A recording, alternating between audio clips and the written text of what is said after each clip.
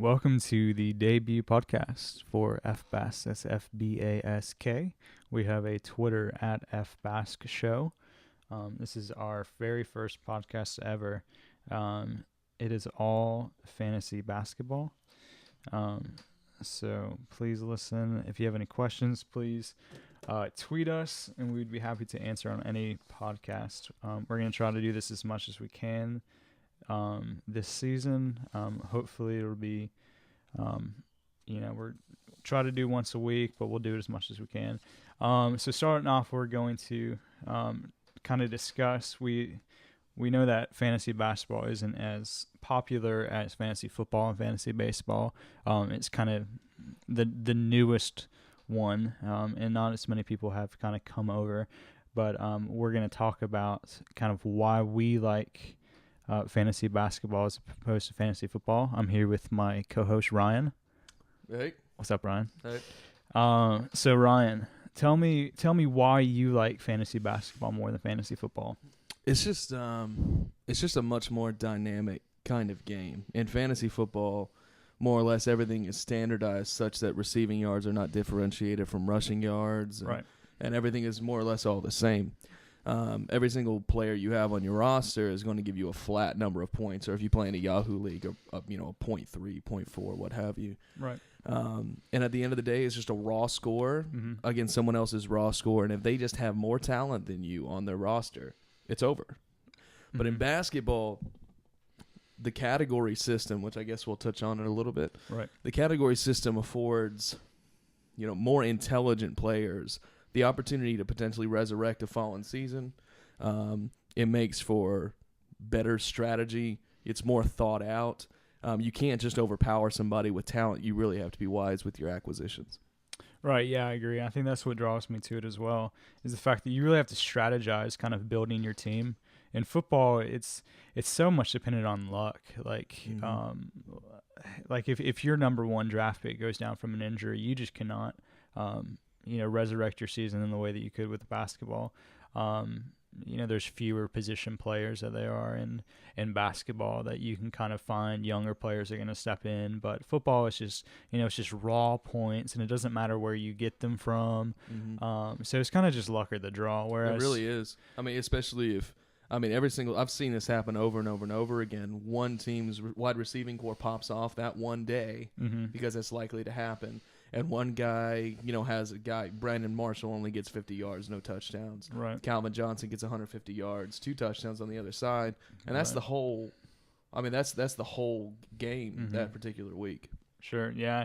And it really depends on scheduling. And, you could have one person that is 0-5, but if you had put them in a different schedule for that week, then they would have won easily. So it's just kind of like it's just so much luck. Whereas fantasy basketball, when you have categories, and most standard leagues you have 9 categories, which we'll go over in a second, where it's just you really have to build your team around kind of which categories you want to win. Obviously, in standard leagues you have 9 categories. So if you win 5, then you win that week. If we're talking head to head. There's also rotisserie style, which is, you collect points in that category over the season, and you can win that category among everyone in your league. So that's a little bit different. I know baseball does that as well. Yeah.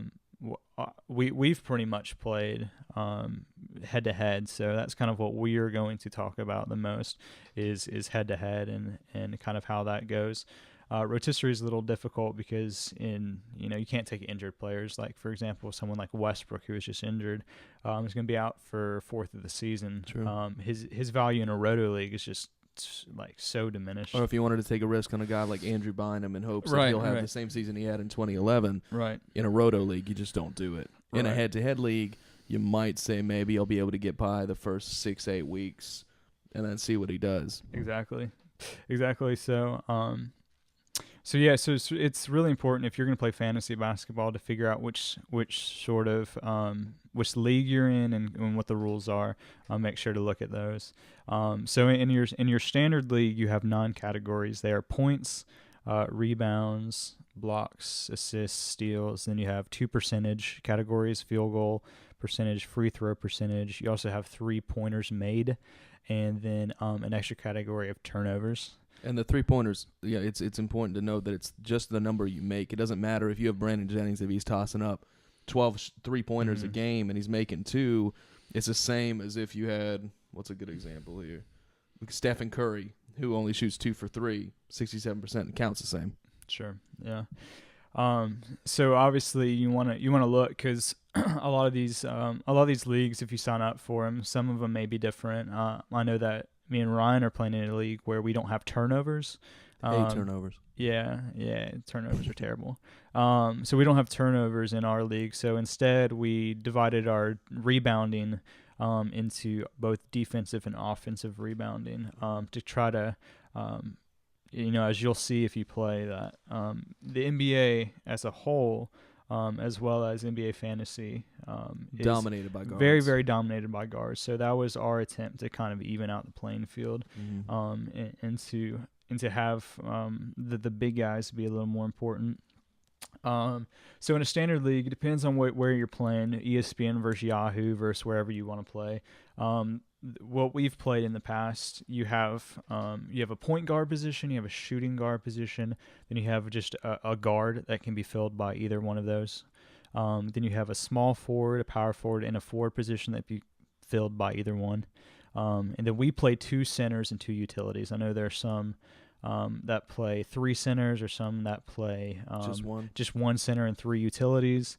So that really depends on your league. So check on that as well, because that's going to change, the types of guys that you draft, as well as some leagues will, have tons of bench spots, and some won't have that many, and that kind of makes a difference on whether you're going to stash, like you said, like a Bynum or a Kobe or a Westbrook or something. If you have a lot of bench spots, you might as well take a flyer on the last round. I know in our league we really like kind of a vivacious, a dynamic free agency system.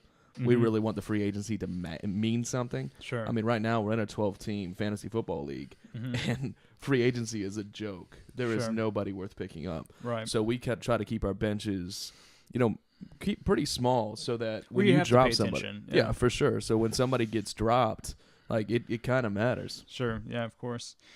And then some leagues will have an IR position actually, where you can stash a player and put them on injured reserve, and that is very variable with how many weeks you can do. So just make sure to check out your leagues. We're not going to go into all of that. As well as difference whether you can do daily lineups or weekly lineups. The difference is in a weekly lineup, you set your lineup, and then those players play all week. No matter how many games they have that week. Exactly. Right. The leagues that we play in are we adjust our lineups daily, so you can get the guys that are playing that day in, and obviously the guys who are sitting out of your lineup. So if you've played fantasy basketball or fantasy baseball, or fantasy hockey, that should be familiar to you, setting your lineup on a daily basis, depending on who's playing. Exactly. So that's kind of the basis of how fantasy basketball is played. So obviously the season's going to start here in a couple weeks on the 30th. So we're going to talk about some drafting strategies, as we assume that most of you are going to get in leagues and start drafting. So there's 2 types of drafts.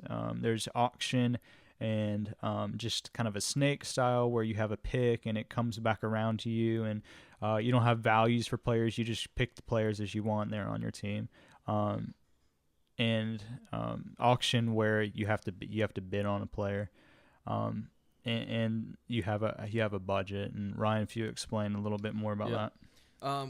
We both, I think, generally speaking, agree that auction is kind of a more efficient, better way to draft. Now, if you want to do you a have snake, to be smart. Yeah, you have to be smart. If this is your first time, doing fantasy basketball, I would probably advise not doing an auction league. I would do a draft, especially if other people in your league have done an auction. Yeah, they will mess you up. They will eat your lunch. Because what tends to happen in a snake style draft, just like you would have in fantasy football, is say you're using an ESPN, league for fantasy football. Generally speaking, whatever ESPN says the top 150 is going to completely dictate how that draft goes. Exactly. There are going to be guys in your league who are not picking based on just who they want or who they think is valuable, They're just relying upon somebody who else. ESPN thinks is valuable. Sure. Exactly, who thinks they're. So you can pretty much more or less kind of see how things are going to shake out. Or I know in previous years, think back to like 2004, LaDainian Tomlinson was heads above everybody in fantasy football. And if you got LaDainian Tomlinson with the number 1 pick, he carried you the whole year. He was that good. Right. And people always just strive for that number 1 pick in fantasy football. Right. Now, to apply that to basketball, I mean, when you do that snake-style draft, you can have 1 or 2 guys in the first couple rounds that win the whole league for you, depending on how you choose to draft it. In an auction draft, everybody has the exact same shot to go get Kevin Durant or to go get LeBron James. You can get both if you want. Yeah, that's true. You can pay out like crazy for them, but you can go get both if you want to. And everybody has the exact same shot. No one's complaining when they got the 3rd pick. And they were like, I never had a chance at Kevin Durant. I've got to settle for Chris Paul or whoever you consider to be 3rd. Right. It's not just about like a random generated draft order. You bid on the players you want. So if you're just head over heels about Durant, you're willing to pay $85, $90 for him, then you can have him on your team. It's worth noting that in a standard auction draft, everybody starts off with $200. It's fake, but $200, and that's your budget for the whole draft. So when Brian says $85 for Kevin Durant, that's actually not unrealistic. No, and that's pretty close to what he's going. He's pull up my list. It looks like he's going on average right now in drafts. He's going for $82 out of a $200 budget. Nailed it. So it kind of depends on what you want to do, and if you want to get both of those guys, and that's $165 of your budget, and both of those guys, meaning KD and LeBron James, then you have $35 left to spin over. And if you want to get kind of dollar players, what's important to note is when you draft in an auction style, you don't get to keep the money. So if you don't spend your $200, it's not like you get to keep it for bonus anything. You lose it and you just start the season. So make sure if you are going to do a draft auction style, to use all of your money and kind of to draft accordingly to that. So Ryan, I want to talk about some strategies for drafting auction style. I think everyone kind of knows how to draft in a snake. I mean, if you've played fantasy football or whatever, I mean that's obvious. But most people have not done auctions, so I kind of want to spend a little time there. So there's two different strategies. One is top heavy, meaning that you go for the big name guys that are at the top of the board, and then try to get kind of sleeper guys, or try to get your rookies or guys that you think are going to do well, kind of fill in your spots there, but kind of rely on those main guys, as opposed to the other strategy of letting other guys out, just waste all their money on these top guys, and spending $20 to $30 on each of your guys. Right. So which one do you like, Ryan? I don't have a really good answer for you. I would say every single draft is different. Sure. No matter what, in a free market system, which is what we're talking about right now, in a free market system, a player is worth whatever somebody is willing to pay. Sure. And the reality is such that if you hold back and you push other people into high dollar buys on Kevin Durant, LeBron James, Chris Paul, those top tier guys, or the young guns, Kyrie Irving, Russell Westbrook, etc. If you allow them to spend that money and you keep watching them push money, the reality is that later on in the draft, you're going to be able to get a guy like John Wall, for sure, or a guy like Darren Williams for less than they're worth, because other guys have just pushed too much money in. So for me, I'm the kind of guy who wants a balanced team. Okay. Big time. I definitely lean more balanced. I want to create a team where I have hoarded as much value as is humanly possible. And the reason for that is because in the season, I'm kind of a micromanager. I like to play the waiver wire. I like to initiate a lot of trades and tailor my team to what I need, but from a balanced perspective. Sure. So the best thing for me, knowing that I like to trade that much, is to hoard as much value and buy low on as many guys as I possibly can. I'm not going to reach. That's just me, though. Sure, sure. And I think it's important where, you can kind of go into the draft and say, Mm-hmm. I want to do one or the other strategy. But I think it's important to kind of let, what Ryan said, kind of let the market dictate what you're going to do. Exactly. You can go in saying, I'm not going to spend any money on the top guys. I'm going to let everyone just spend their money. But if LeBron's sitting there and he's at $65 and no one's willing to bid him up, then like bid him. Yes, exactly. Yeah. So you have to let kind of figure out what everyone else is going to do. And if everyone comes into the draft saying that I'm not going to draft these top guys, and so you can get these top guys at a discount, take them. Yes, yeah, please. Absolutely. Don't do it just because you came in going. And this is kind of a side note, but it's absolutely worth noting. When you walk into an auction draft, bring a pen and paper, or Sure. seriously, bring your computer, not just to look up guys and preset values from some site or something, but Right. write down people's rosters and who they are picking. Right. I mean, if you see 3 shooting guards come off the board, I don't know, some of you listening may have played fantasy basketball before, some of you may not, but there are not many really good shooting guards in the league. That is by far the scarcest position. If shooting guards are coming off the board, you got to go get one. Like, seriously, you got to go get one. Right. Yeah.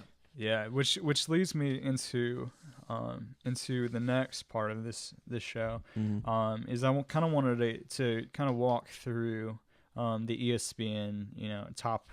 I have the top 130. We're not obviously going to go through all these, but just at least start and kind of go over the top 10 and where we like guys. I think Ryan said that he kind of hoards value. I think there's a lot of good aspects of doing that in the middle rounds, but I think, Ryan, we would both agree that it's good to when you pick your first guy, whatever your first guy is going to be, if you decide you want to take one of these top guys, that kind of dictates the rest of your draft, especially if you're in a snake style. Especially if you're in snake style. Exactly.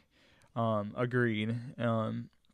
Because if you're gonna pay a lot of money, or you're gonna spend a first round pick in a snake on a guy, you've really got to start to tailor your team around that player's strengths, as opposed to you don't want to take Kevin Durant, and one of the things that makes him elite is he shoots almost 90% from the and he takes a ton of free throws. Yeah, so he has so much volume. So you don't want to take Dwight Howard in the third round and just kill all of the advantage that you have in your free throws. So you really got to know who you're drafting and how your team fits together. True. So I wanted to go through these top 10 of ESPN.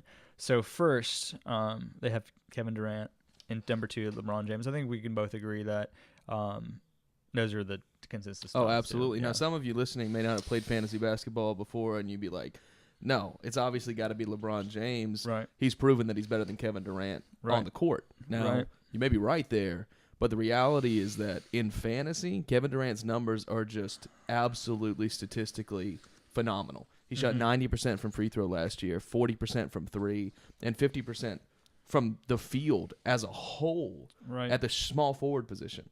I mean, Kevin Durant's numbers, especially the rebounding numbers and blocks coming from him, they just make him an overall, kind of better player than LeBron James, especially because LeBron's one Achilles heel is free throws. And that's where Kevin Durant soars above everybody in the league. Right. And there are these rumors you hear every offseason that, his free throws are better. I mean, it's not like he's an awful free throw shooter. But then again, I just read an article yesterday that said Dwight Howard was hitting free throws with his eyes closed. Yeah, I heard that too. Yeah, we know he's not going to shoot above 60% this year. Yeah, he did the same thing with the Lakers last offseason where they said he was shooting 80% and he was awful. And is going to continue to be awful. But yeah, so LeBron James isn't a bad free throw shooter, but it's just, it's a hard comparison because Kevin Durant is just super elite. It's true. Actually, in auction drafts, LeBron James is actually going average more, just $1 more. He's going for an average of 83. Okay. And Durant's at 82. Huh. So that may be the big name thing. Maybe people believe that he really has. Increase his or maybe it's an emotional decision. Yeah. Maybe people just want to have the name LeBron James on their roster. Whatever does it for you. Yeah, I guess.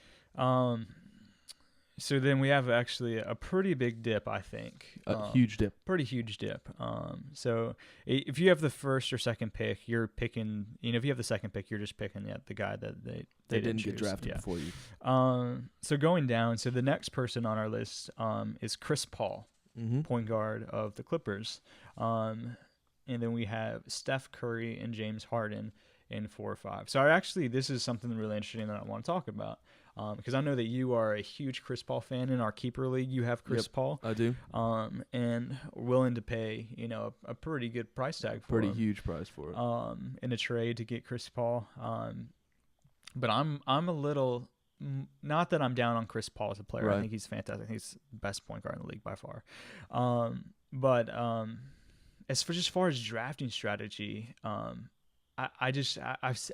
would rather take those two guys over Chris Paul. That is Curry and Harden. Both Curry and Harden, yeah. Where do you stand?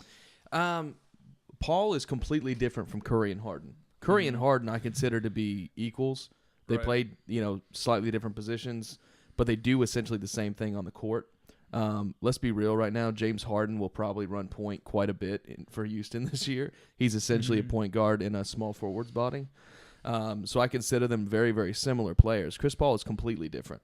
While Steph Curry or James Harden could pop off for 40, 45 points in a game, and they both did last year, or shoot 8 threes in one game and kind of win you a week by just going off, Chris Paul's never going to do that. Sure. Chris Paul is the epitome of consistency. He's always going to get you 18 points. He's always going to get you 10 assists, which is not true of Harden and Curry. Right, and this year with Rondo being out, Chris Paul actually might be the only player that averages more than 10 assists a game. He might be. And then the one thing about Paul that really separates him from everybody, statistically, is he is a ball hawk. Steals are ridiculous for him. Yeah. I mean, as far as standard deviation above the mean, he is over 3 standard deviations above the average amongst all players in steals.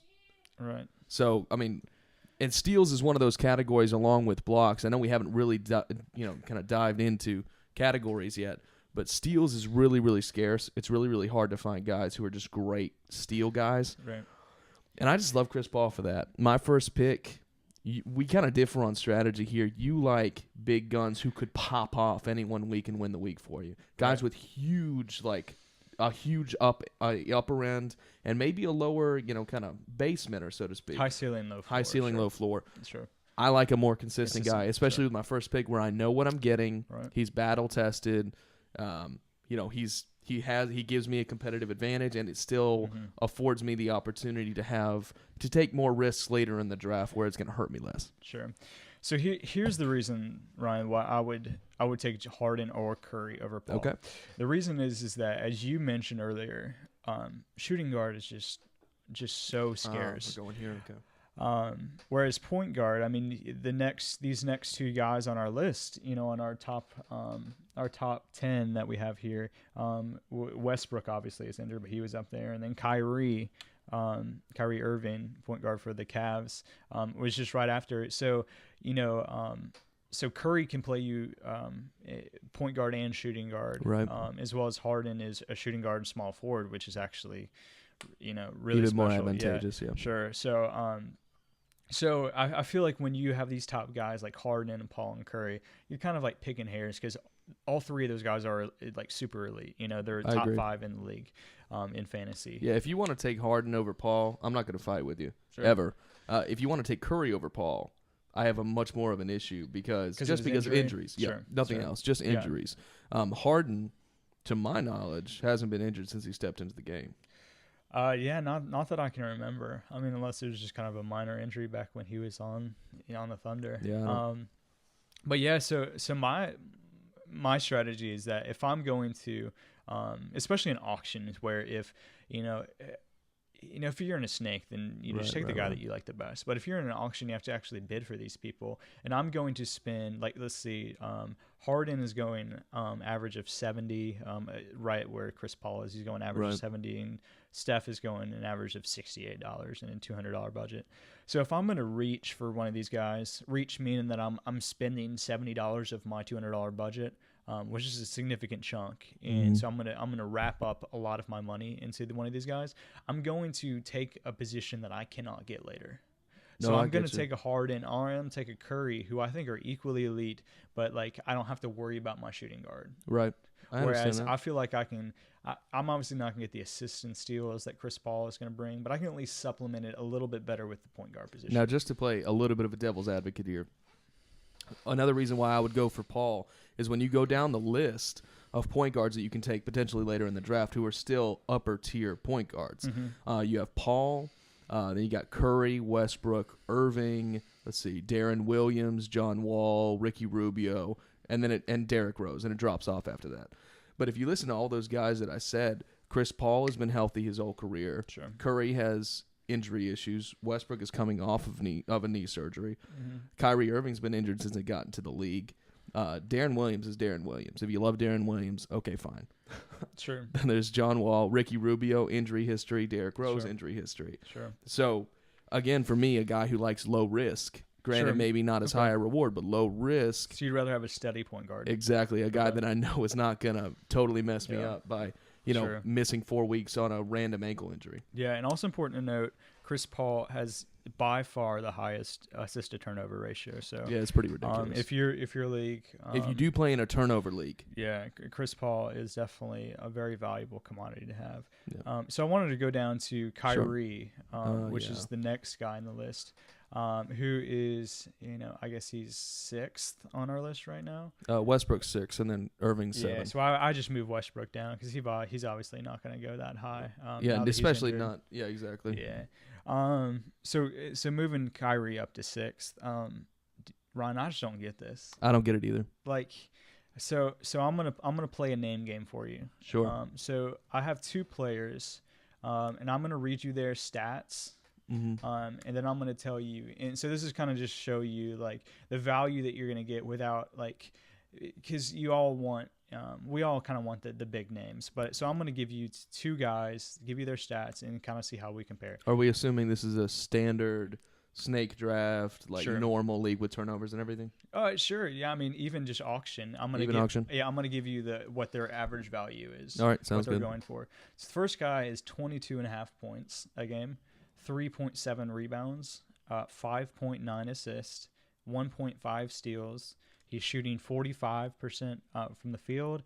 His free throws are at 85%, and he's shooting 1.8 threes per game. Okay. The second guy is 19.1 points, so 3 less. Right. Rebounds are 3.1. A little same. less. Yeah, 0.6 less. Yeah. About the same. Assists 6.5. So That's better. so just a half assist more a game. Steals, he's at 1 steal a game, so Okay. about the same. Field goal percentage, he's at 43%, which is 1% less. Free throw, he's at 84, which is exactly much the the same. And threes, he's at 2.3, which is That's a 3 smart. better. Yeah, that's markedly better. So the first person is going for $67 in auction drafts, Okay. which is Kyrie. The Right. second guy is going for $25 in auction drafts. and Really? Damian Lillard. Which of those guys would you rather have?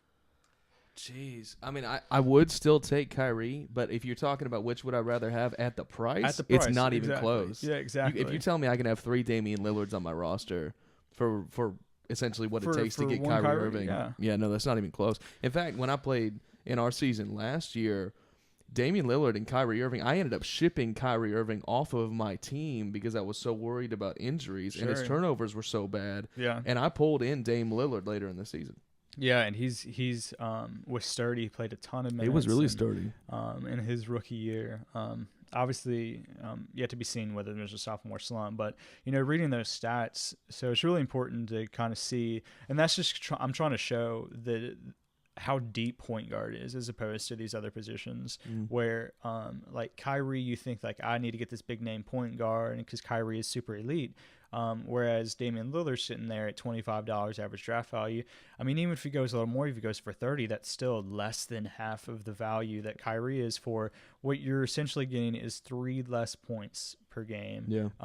But you're actually a little bit better in threes, and kind of depending on how you want to shape your team. And I mean, it does totally, like you said, it's totally dependent upon how you're going to shape your team. But to me, unless you've got a guy like Russell Westbrook or, as we mentioned before, Stephen Curry or James Harden or otherwise one of those guys at the top who is kind of pretty much a point guard. I'm grouping in Harden because, like I said before, I consider him kind of a point guard. Sure.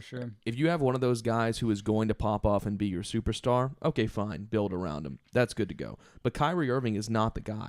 Kyrie Irving is not that top 5 fantasy stud who you build around. Right. He's that great second piece, high risk, high reward type guy, but he's not who you lean on. Just like you don't lean on Kevin Love, you don't lean on Paul George. Right. They're great secondary pieces. Right. I mean, and depending on how you build your team, you got guys like Drew Holiday, you got guys like Mike Conley way later in the draft who can be great on your team.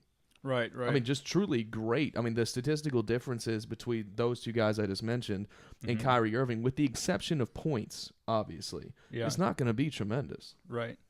So I want to play one more name game with point guards. So this guy is going for 19 points a game. He gets 3 rebounds, 7.5 assists a game. That's pretty good. Gets a 1 steal, shooting 43% from the field, 85 from the line, with 2 threes a game. Okay. Pretty good. The next guy is 17.7, so just 1 point less. Right. A half a rebound more. Looks like about assist and a half less. 1 total steal more. Same field. 1 total steal more? Yeah. Oop. So he's at 2 steals as opposed to 1. Okay. Same field goal. Is 4 percentage points lower. He's at 80% free throw percentage and is at about 1 less 3 a game. So the first guy is going for $51 on average. Darren. Don't tell me names. Sorry. Darren Williams. Number 2, I'll let you guess on this one. Number 2? Yeah. Oh man, give me the numbers one more time. All right. 18 points a game, 3.5 rebounds, 6 assists, 2 steals, 42, 80, and 1.3 threes a game. Is that Ty Lawson? It's not Ty Lawson. Oh, who is it? It is Kemba Walker. That's Kemba Walker? Yeah, it's going for average of $21. So that is $30 left. Darren is going for 51 and Kemba is going for 21. So really the difference that you're seeing, obviously the 3 a game is helpful. You're getting about assist and a half more. Sure. But also like I feel like people are really draft for points because these big name guys, like that's why Carmelo goes really high. Yeah. Every year is people draft for points. And I guess my point is that I have a third guy listed here who is at 17 points a game, 4 rebounds, 3.5 steals. That's awesome. Yeah, and 1 3 a game. Shoots 86 from the line. Shoots 44% from the field. Going for $1, Aaron Aflalo. Wow. Yeah. So you're thinking that Darren Williams is a stud because he's at 19 and 8, whereas you can get Kemba Walker and Aaron Aflalo as your point guard shooting guard combo for $22 and get just as good as Darren Williams. So I feel like these people that really go for points. There's ever a category like I would suggest you just ignoring on draft day. I would just take out points. It's not important. Like you see that a $1 guy is going to average just about the same points as someone who's going for $51. So points are just so easily supplemented by people that you can get for $1 later. You can always pick up a guy like DeMar DeRozan off of waivers. If you really need a point supplement, you can always get a guy like that who will shoot 22 points a game and contribute nothing else. Right, exactly. You said if there's one category you're going to avoid on draft day, don't really care about points too much, and I generally agree with that. Also, turnovers. I mean, I'm really with this. Everybody hates turnovers; they're always a thorn in your side. Right. People, if you try to draft with the idea in mind that you're going to try to limit turnovers, you're just going to talk yourself out of really, really, really good guys. Right. So I would say avoid that mentality as well. Sure. Yeah, I agree. So just kind of moving down our list, number 8 is Kevin Love. This guy. Which I'm a pretty big Kevin Love fan. I mean, he's injury prone, but I mean, he's just so elite. And no, I know. He's a power forward that can shoot the 3. I'm so soured. I've had him the last 2 seasons. Yeah. And granted, that's like a really, really awful draw on my part. Right. You're right. When he's in and when he's playing with his rebounding and his threes, I mean, it is just ridiculous how good he is compared to the rest of the league. Right. But dang it, he's messed me up in the last 2 years. So I'm No, not for even going sure. to touch him, man. No, yeah, I can definitely see why people would be like that. But yeah, it's just one of those things that takes me back where, you know, if you played fantasy basketball a couple of years, you're aware that like center was kind of a scarce position, but that's not really the case anymore. No, it's really not.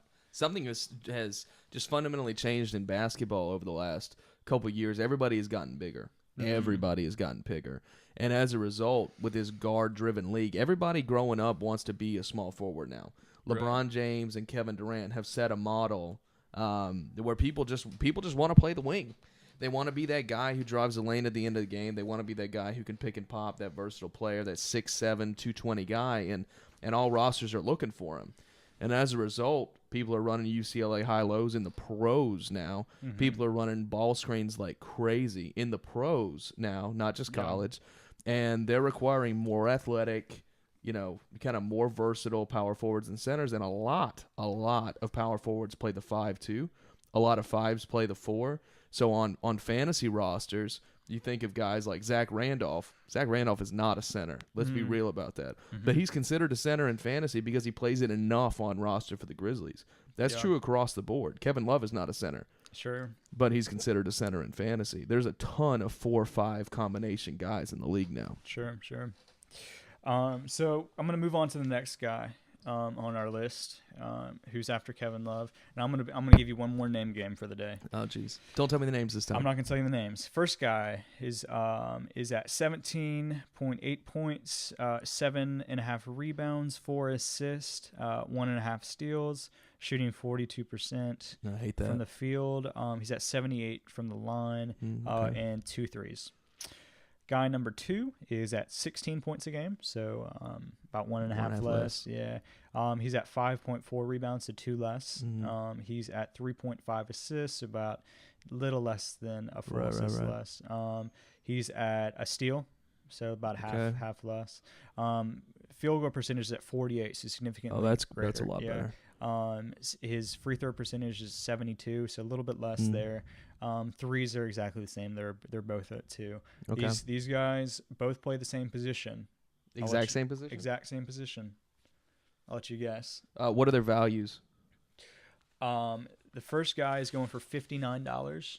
Oh my god. The second guy is going for $12. 12? $12. That's funny. It's just the way I know you and I differ on this, but the way I build a team, I take into account the efficiency categories big time. Sure. Field goal percentage and free throw percentage. Yeah. So that second guy is actually really, really appealing to me. Sure.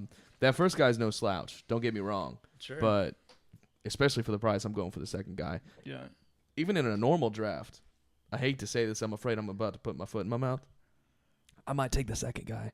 Just because that 48% field goal percentage against 42, to me that's a big difference. So, I'm gonna go ahead and. So the number 1 guy is at number 9. Let me try to find number 2, if I can. Find Is the first guy Paul George? The first guy is Paul George. That is correct. Let me try to find. People are in 2. love with Paul George Yeah. because of the playoffs last year. And this is kind of why I wanted to bring this up. Let me try to find number 2. I'm looking on my list.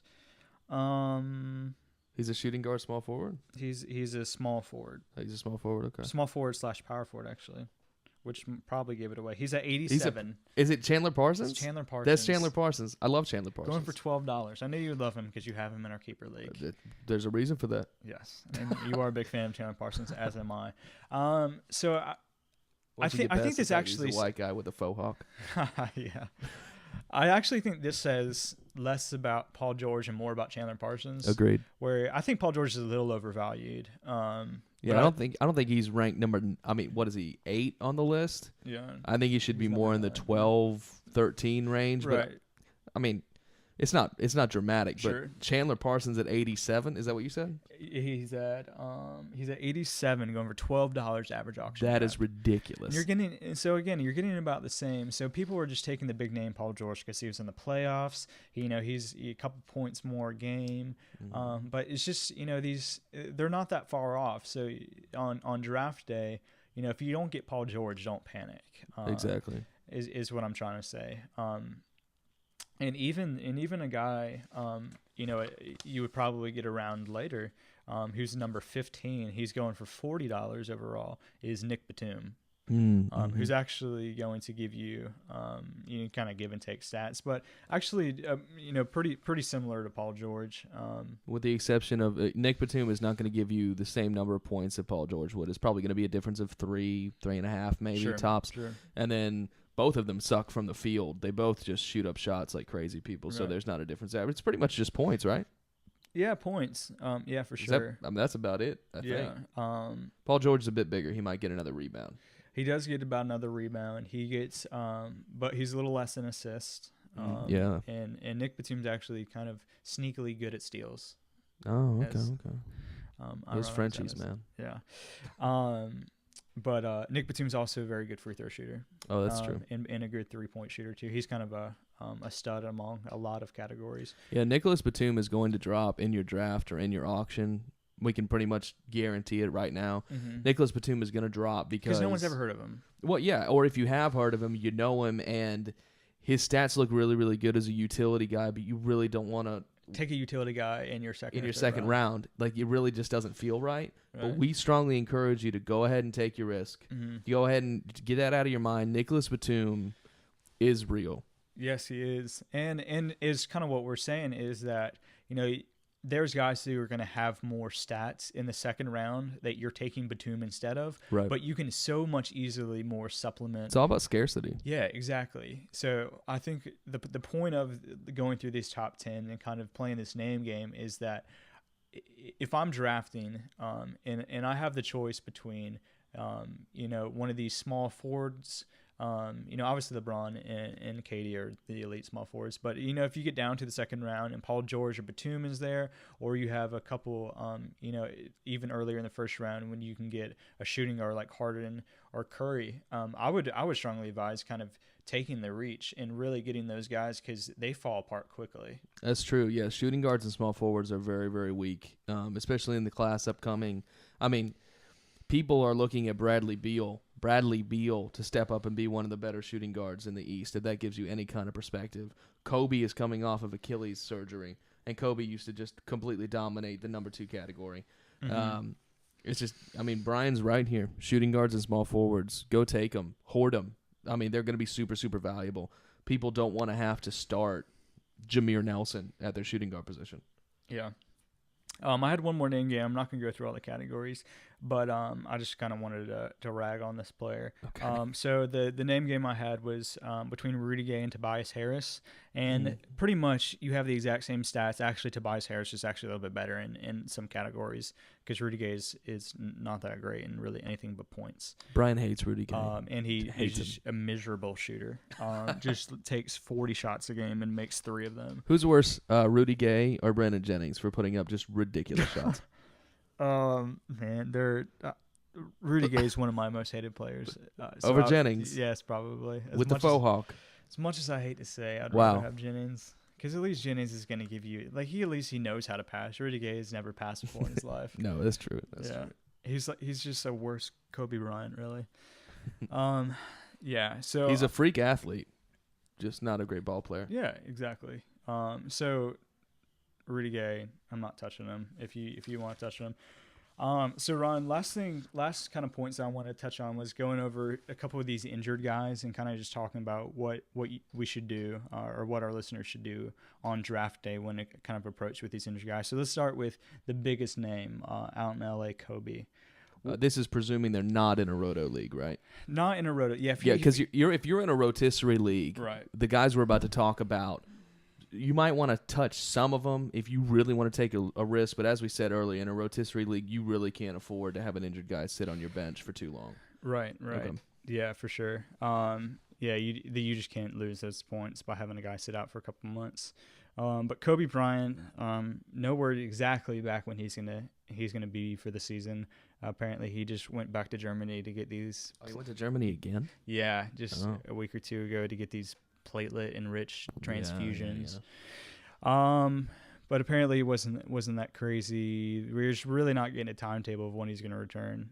So if you were drafting this week, Ryan, and you still had no kind of idea, where would you draft him, or where would you finally feel comfortable drafting him? Last round. Okay. I just it's difficult in this case because we're talking about Kobe Bryant. Sure. Okay, so of all people, I've been in love with Kobe Bryant as a fantasy player for years. Right. But it's just he's 34 years old now.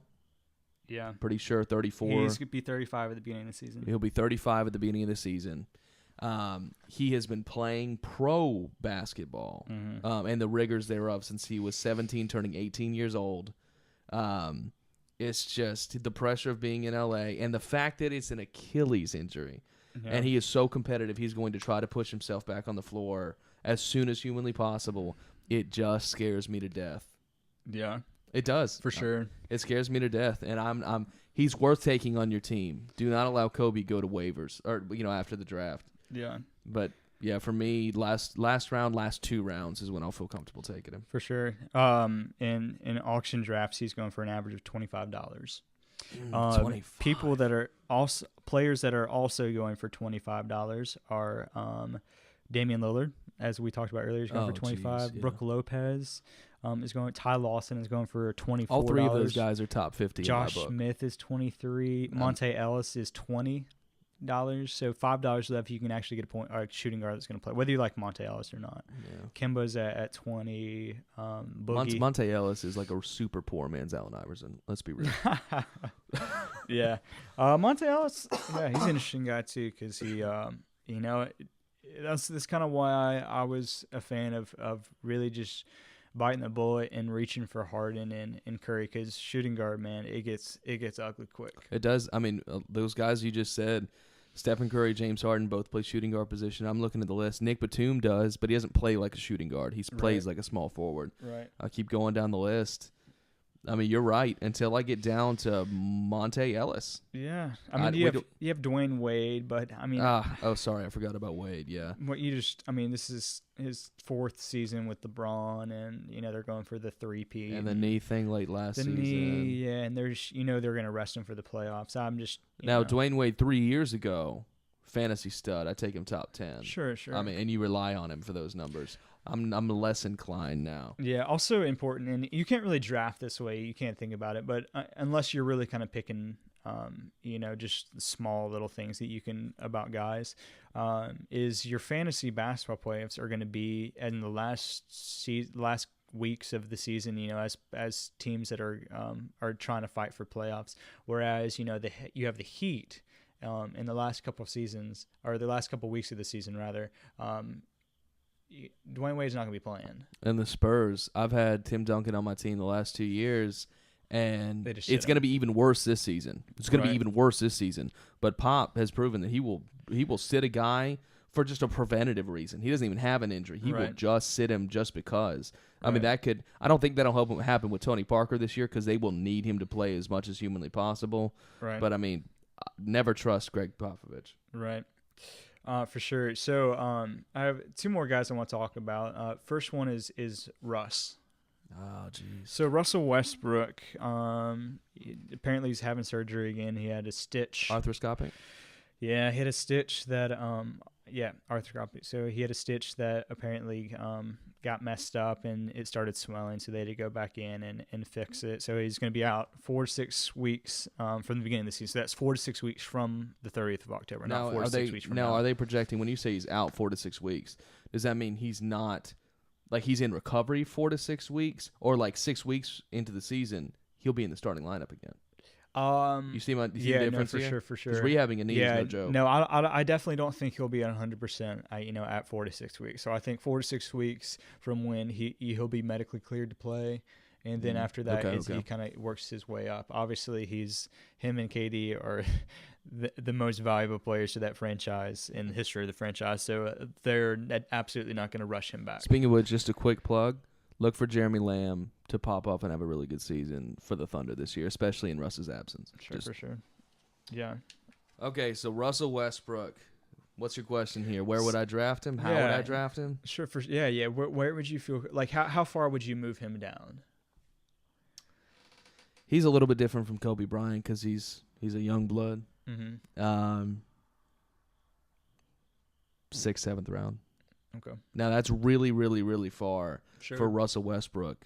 It's just I I've got D Rose stuck in my head from the last 2 years. I No, really yeah. do. The reality is that when you jack up your knee, which luckily his injury to his knee is not nearly as bad as what Sure. it could have been. Sure. But when you mess up your knee, it's much less about the physical rehab and much more about the mental. Sure. And mentally coming back, having faith in your knee, especially in that contact sport of basketball where you're constantly. I mean, his whole game is driven on his ability to elevate. Be athletic, sure. The athleticism. So mentally getting at a place where you feel confident going back to your old moves is just very, very difficult. So the reality for me is that when Russ finally is cleared to play and he's at 100% physically, he's still not going to be 100% mentally. Right. He's going to ease himself back into the game. So I agree that probably by the end of this season, he's going to be the Russ that we expect. Sure. But I'm not willing to waste those first 4 rounds of really solid guys, maybe even 5 rounds, on a guy that I feel like is going to give me a third of a season of good basketball. Sure. Yeah, and it's really kind of just the strategy that you want to take. If you want to sacrifice the first 6 weeks of the season, and you really think it's only going to be that bad, if you think he's going to come back at 4 weeks and then be up to speed in 6, by all means, take the risk. And if you're going to take that risk, go ahead and be the guy who has Russell Westbrook and Derrick Rose on the same team. Go ahead and be that guy who is a laughingstock of the league for the first 3-4 weeks. Yeah. And then is killing everybody in the playoffs. Sure. And that's kind of a strategy I employed this past season, where I took John Wall in like the 8th round or something like that, and he ended up coming back and helping. So it's really just kind of strategy you want to. I would probably take Westbrook a little bit sooner than that. I'd probably take him in the 4th or 5th round. But I don't imagine that I'll have Westbrook on a lot of my teams, or however many teams. Just the hope is that by the 4th, 5th round, you've already got your elite point guard, right? Well, right. I mean, but even so, the round that I would finally feel comfortable taking him in, at 4 or 5, there's no chance that he's going to be there. Like someone's going to reach. So I'm not willing to make that reach. It's just like we talked about before. You can get a point guard that, like we played the name game, that is going to be just. You can get a Kemba Walker for, in the 7th or 8th round for, obviously not Westbrook numbers, but for the year, if you're a guy, especially who's newer to this game, to fantasy basketball. Yeah. Go ahead and take Kemba and get a guy who's going to give you not Russ numbers, but over the course of the year, he's going to give you a lot more output. Yeah, and obviously in rotisserie, that Westbrook matters a lot. is just some guy that's just going to go way down. So last guy I want to talk about, and then we'll wrap it up for the week, is Andrew Bynum. Just go. Andrew Bynum is the key to a lot of stuff in real life. In real life, if Andrew Bynum plays well, the Cavaliers it's a game changer for them. Because if he can be Andrew Bynum of 2011 again, I think Kyrie Irving will be happy. He will have somebody to. If you have a guy in the low post like that who's just eating up space and drawing doubles, it allows Kyrie to actually dribble in the lane more, which is the essence of his game, pick and pop basketball. And in real life, that's a huge deal. Right. In fantasy, if he's healthy, he's a wrecking ball. Sure. He's going to give you 18.5 and 12 with like 2.5 blocks a game. He's actually, people kind of overlook this. He's a good passer out of the post. He's not Marc Gasol, but he's a good passer out of the post. I mean, he's a top 15 fantasy guy when healthy. But the guy has the knees of like a 18-year-old Greg Oden. So they haven't completely expired yet. But they're getting there. I mean, people started talking about his knees using terms like degenerative. Sure. I mean, there are times when they thought that he would never play again. And anybody over, 33, I can't really recall here, but who knows the name Sam Bowie should understand the risk of degenerative knees. Sure. Andrew Bynum scares me to death. I'm not going to touch him with a 10-foot pole. Yeah, that's kind of where I stand as well. If you want to take the risk, then take it. By all means, I'll let you take that risk. Yeah, I'm more than happy to. But like in our league that we're playing in one of the couple leagues that we're playing in together, he's on our waiver wires right now. Like no one's Yeah, picked them up. this is in a league that is deep enough as far as number of teams, Yeah. whereby Kobe Bryant is on a roster, Yeah. Andrew Varejao is on a roster, Yeah. who almost died last year. Yeah, had a blood clot. Danilo Gallinari Yeah. was on a roster as of a week ago. Wait, is he still on your roster? Yeah, he's still on a roster. Yeah. This is a head-to-head, so And he blew up his knee. He tore his ACL. I mean, he blew everything. Yeah. Really awful. Yeah. And Andrew Bynum is still out off there. rosters. Yeah. It's just here's the thing, guys. Andrew Bynum took 2 years to really get settled in the league. Remember, he was like the last crop of guys who were allowed to legally come straight out of high school. Mm-hmm. So he took 2-3 years in the league before he really got acclimated. And then, he's battling with Pau Gasol for the starting job. He finally got it, and in 2011, he blew up like people always thought he would because he's a freak. Right. He's huge. He's huge. Right. But prior to that, if my memory serves, I remember him missing a full half season, the season directly before the 2011-2012 season when I think they won a championship. Yeah. Yeah, they won a championship. Mm-hmm. And then before that, he always kind of had little nicks here and there, and now finally this knee thing, which has taken him out for a year and change. He didn't play at all last. Yeah, nothing and was last out year. For the Lakers. They still don't have a projected date for when he's going to be back. The Cavs don't have a date when he's going to be practicing. I mean, they've said that he's started, doing drills and practicing, but nothing like really actually basketball related. So I just. Don't touch him. Like just let him go. Like you're not gonna regret it. And if he does come back and turns into that guy, like just And if any of you are dumb enough to draft Amari Stoudemire, you should not be playing fantasy basketball. Yeah, don't draft Amari either.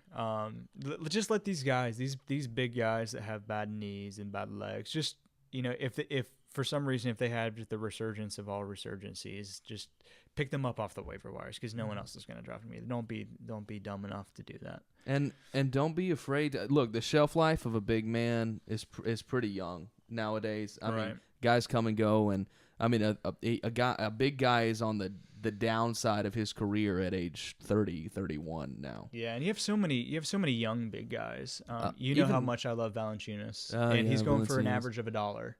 Which is stupid because he was the MVP of the developmental league, and he was the MVP league this last summer in Vegas. Yeah. So you're right. He is a little more valuable than $1, but kind of the idea of where like you have no reason to reach for these guys because even if their highest ceiling, best case scenario, is not that much better than a guy who's like you have some consistency with. And when there's guys on the market like Vucevic and Pekovic, I know those are names that some of you might not really be familiar with. You need to get familiar with them. Sure. When there's guys like that on the market, why do you need to take a risk? You don't. You don't. When there's guys like Al Horford and even way down the list, you got Kenneth Faried and Derek Favors and even Enes Kanter. I think Enes Kanter is going to have a really, really good season at the 5 for Utah. Yeah. When you have guys like that, you don't need to take the risk. And if you really do want to take a risk, I say take a risk on a guy like John Henson. Sure. Take a risk on a guy like John Henson who's proven defensive capabilities already, who when he's in the game, has been phenomenal. Right. Ilyasova there've been trade talks about Ilyasova for like the last 3 weeks. Right. The Bucks I don't know why they did this, but they reported publicly that every single team in the league at some point this summer has called them about Ilyasova. And when you have Larry Sanders and John Henson on the same team doing the same job, go take a risk on a guy like Henson. Sure. Don't take a risk on a guy like Bynum or Stoudemire or one of these aging guys. Sure. Larry Sanders is one of my favorite players. No, I do want to talk about him. We'll have to do that on a different podcast. But that's about it. Ryan, do you have anything else you want to talk about? No, I just hope everybody enjoyed the show so far. Yep. Yep. So again, we have a Twitter. This is our first podcast. Twitter is at fbask, FBASK show. We can tweet. We will answer any questions if you have any questions. Please bring on the questions. Yeah, we'd love to answer them. Love to give you a shout out. We'll tweet you any answers we can. Just love to be involved and help you guys out as much as we can. So thanks for listening. We'll see you next week.